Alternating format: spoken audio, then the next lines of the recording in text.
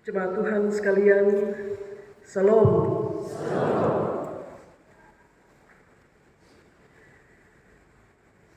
Bapak, Ibu, dan saudara-saudari sekalian, siapakah sesamamu? Siapakah yang engkau sebut sebagai sesamamu yang harus kau kasihi seperti dirimu sendiri? Siapa sesamamu yang harus kau lihat dia seperti engkau sedang melihat dirimu sendiri? Saya mempersilahkan sekarang saudara untuk sejenak alihkan perhatian atau pandanganmu dari mimbar ini dan coba lihat ke depan, lihat ke sampingmu, bahkan mungkin juga menolehlah ke belakang. Siapa sesamamu di situ?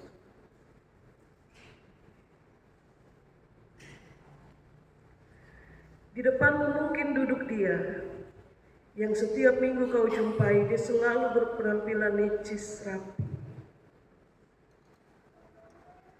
Di sampingmu mungkin duduk seorang janda yang sedang susah, yang sedang bergumul dengan begitu luar biasa. Juga mungkin di sebelahnya duduk seorang ibu yang kerepotan mengurus anaknya, yang mungkin berlarian. Menoleh ke belakang, mungkin duduk di belakangmu seorang oma yang jari-jarinya nampak kotor kuku-kukunya, karena sehari-hari dia makan sirip pinang. Noda pinang itu membekas di kukunya.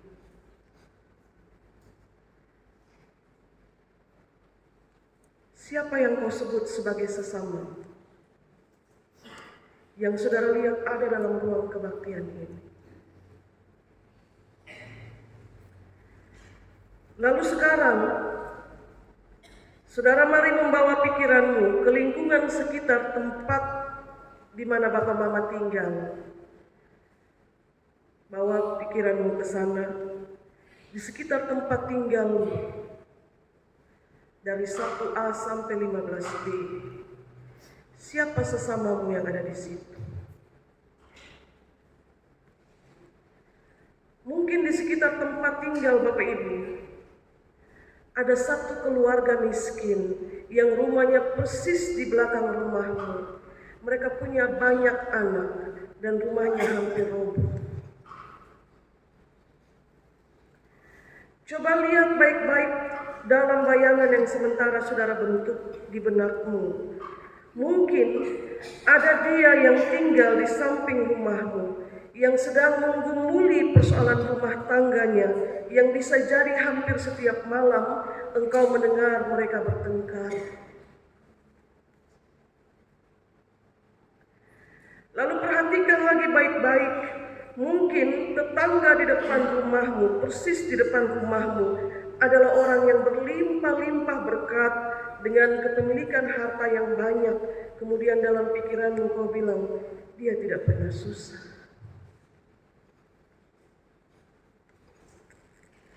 Beberapa meter jarak dari rumahmu, tinggallah dia yang bahkan jarang tersenyum saat dia melintas di depanmu.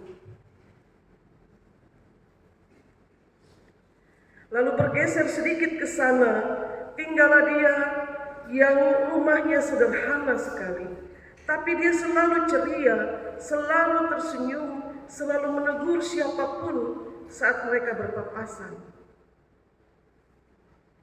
Di sebelahnya tinggal satu keluarga yang tidak seiman denganmu. Pertanyaannya masih sama. Siapa yang kau sebut sebagai sesama?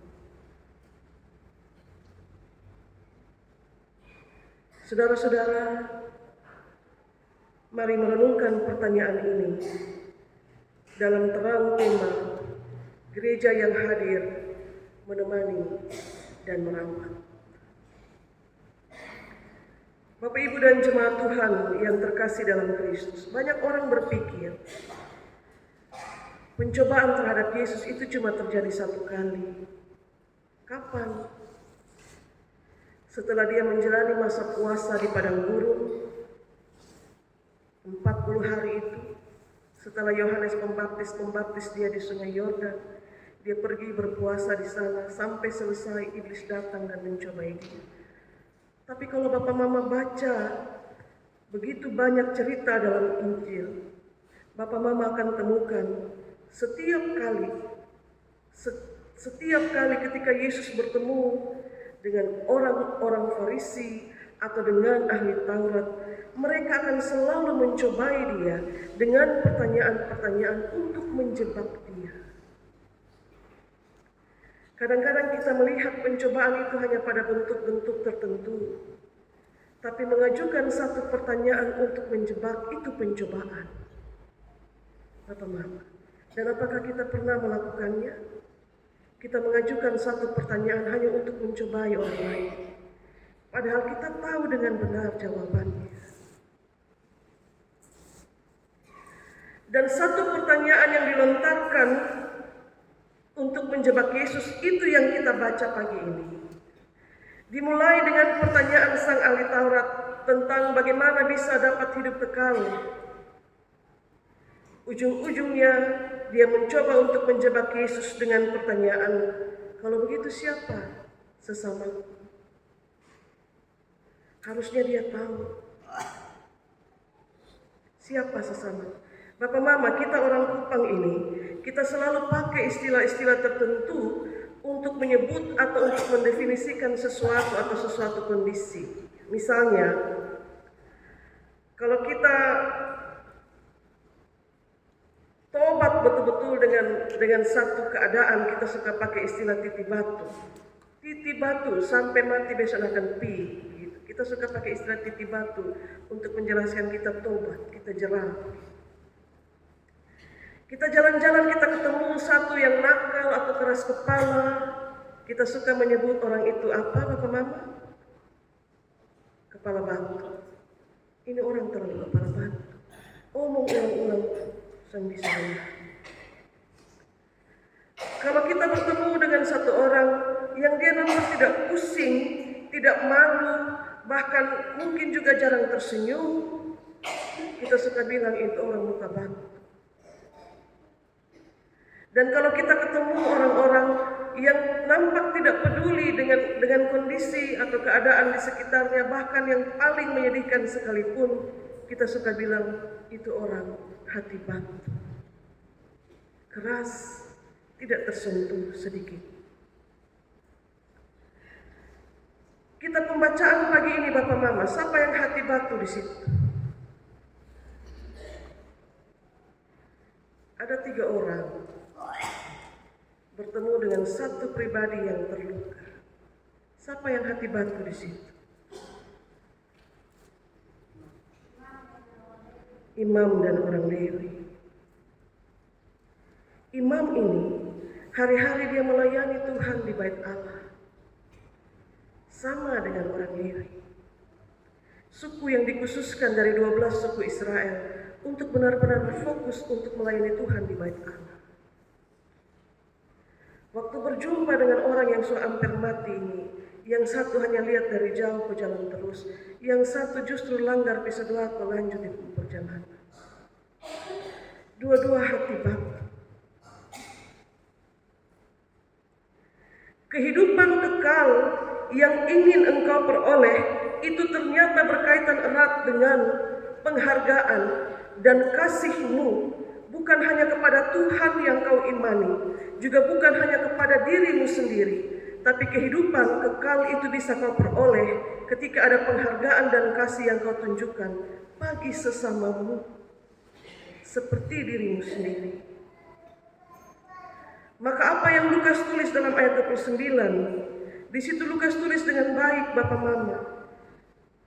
Untuk membenarkan dirinya, maka dia bertanya. Untuk membenarkan dirinya, apa yang sedang keliru dalam dirinya, sehingga dia perlu membenarkan dirinya dengan pertanyaan jebakan. Ahli Taurat itu, dalam keseharian mereka tidak bergaul dengan sembarang orang. Ada batasan yang mereka pakai, ada standar yang mereka gunakan dalam mereka berelasi. Ada standar itu. Bagi orang-orang tertentu, mereka sebut sebagai sesama. Tapi mereka yang ada dalam noda dosa yang besar, yang luar biasa itu, jangan pernah berharap untuk disebut sebagai sesama oleh mereka. Tidak akan. Maka perumpamaan yang Yesus sampaikan tidak bisa tidak, pada akhirnya nanti di ayat 36-37 itu membuat sang ahli Taurat mengakui dengan mulutnya sendiri bahwa hanya dia yang menunjukkan belas kasihan kepada sesamanya yang susah, itu yang disebut sebagai sesama manusia. Dia sendiri tanya dan pada akhirnya dia sendiri jawab di pertanyaan. Hanya dia yang kasih tunjuk belas kasihan kepada mereka yang susah, itu yang disebut sebagai sesama. Dia tidak bisa lagi membenarkan dirinya dengan cara memilih hanya orang-orang tertentu untuk disebut sebagai sesama. Sebab dalam konsep sesama manusia untuk kehidupan kekal adalah dia yang tidak kasih embel-embel apapun atau standar apapun untuk sebut orang lain sebagai sesamanya. Sekarang Bapak Mama sudah bisa jawab. Di muka, samping, kiri, kanan, belakang, timur, barat, agak serong sedikit. Ada si kaya, ada si miskin, ada si janda, ada yang cemberut, ada yang ceria. Siapa sesama? Bahkan mungkin juga angkat muka lihat ada dia yang selalu menggosipkanmu. Dia sesama. Orang Samaria dan orang Yahudi itu tidak bergaul. Yahudi menganggap orang Samaria bukan Israel murni karena apa? Karena mereka lahir dari perkawinan campur Israel dan non-Israel. Mereka tidak dipandang sebagai Israel murni. Itu Samaria. Samaria juga menolak untuk disamakan dengan orang-orang Yahudi. Mereka menyebut diri kami ini bagian dari kaum keturunan suku Yusuf dan suku Lewi. Dan perumpamaan yang Yesus sampaikan itu hendak membuktikan bahwa kau pun cara bergaul selama ini salah. Cara pandangmu tentang sesama itu salah. Hati yang tergerak oleh belas kasihan dia akan bertindak melampaui batas. Dan hati yang tergerak oleh belas kasihan bahkan akan mendobrak batas antara hitam dan putih demi kemanusiaan. Demi kemanusiaan, Bapak Ibu. Tidak pakai standar. Kalau mau tolong ya tolong. Apalagi orang saya bilang, minimal kalau saya bisa tolong lebih baik diam daripada tulis banyak sekali komentar, tapi tidak pernah satu pun tindakan nyata itu diberi. Sehingga dengan hati yang tergerak oleh belas kasihan, saudara saya tidak harus sama dengan saya hanya untuk bisa saya sebut dia sebagai sesama saya. Dia tidak harus sekaya saya atau juga tidak harus semiskin saya supaya dapat saya sebut sebagai sesama. Saya kaya dan dia miskin, atau saya miskin dan dia kaya, perbuatan mengasihi melampaui standar-standar itu, Bapak Mama. Atau suku, karena dia satu suku dengan saya, atau karena dia seimbang dengan saya, perbuatan mengasihi, tindakan kemanusiaan melampaui batas itu. Orang miskin bisa susah, tapi orang-orang kaya juga bisa susah. Orang-orang suci, orang-orang benar bisa susah. Orang-orang berdosa juga susah. Kalau saya hanya mau bantu yang kaya dan tidak untuk yang miskin, atau kalau saya hanya mau bantu yang si suci ini dan tidak untuk yang berdosa, maka sebenarnya saya sedang pakai satu ukuran yang membatasi saya untuk melakukan hal kasih kemanusiaan bagi sesama. Dia yang hari ini datang ke gereja mungkin lupa setrika di pembaju. Kata orang, pembaju terkundur. Dan baju tak kundur dia datang gereja. Dia sesama.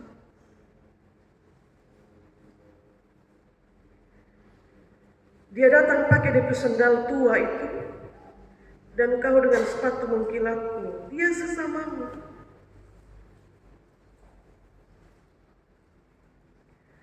Saya dan saudara bisa hadir untuk sesama kita. Tapi kita mesti ingat, hanya dia yang hatinya tergerak oleh belas kasihan. Dia bukan hanya sekedar hadir, tapi dia juga punya kemampuan untuk menemani dan merawat. Kalau cuma hadir, semua orang bisa hadir, Bapak Ibu. Bisa hadir.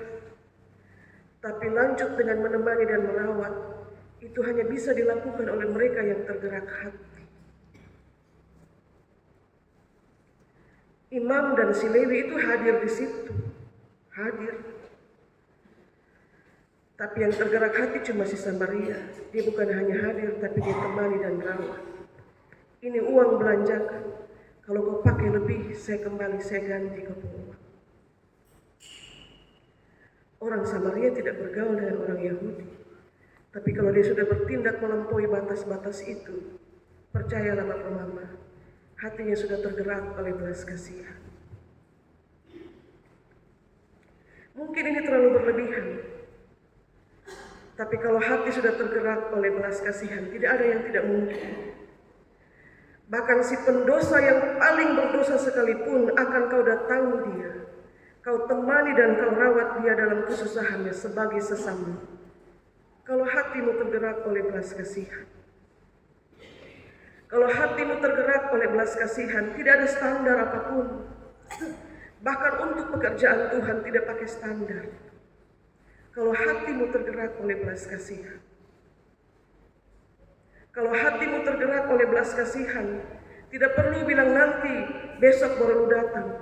Padahal hari ini bisa kau lakukan. Kalau hatimu tergerak oleh belas kasihan, tidak perlu tunggu dia minta. Kita tahu apa yang gereja perlukan. Tidak perlu tunggu gereja meminta. Atau kami berdiri dan menyampaikan suara gembala untuk bilang, Bapak Mama, ini semua dekat tanggal 10. Tolong siap suatu kartu-kartu nanti majelis dijemput. Tidak akan. Kalau hatimu tergerak untuk pekerjaan Tuhan, tidak perlu diberi ingatan. Dengan sendirinya kita akan siap dan kita ambil bagian dengan sukacita di dalamnya, tanpa standar apapun. Pulang dan renungkan Bapak Mama, lalu temukan siapa sesamaku yang ada di sana, di sekitar, siapa sesama. Tuhan berkati kita dengan firman-Nya. Amin.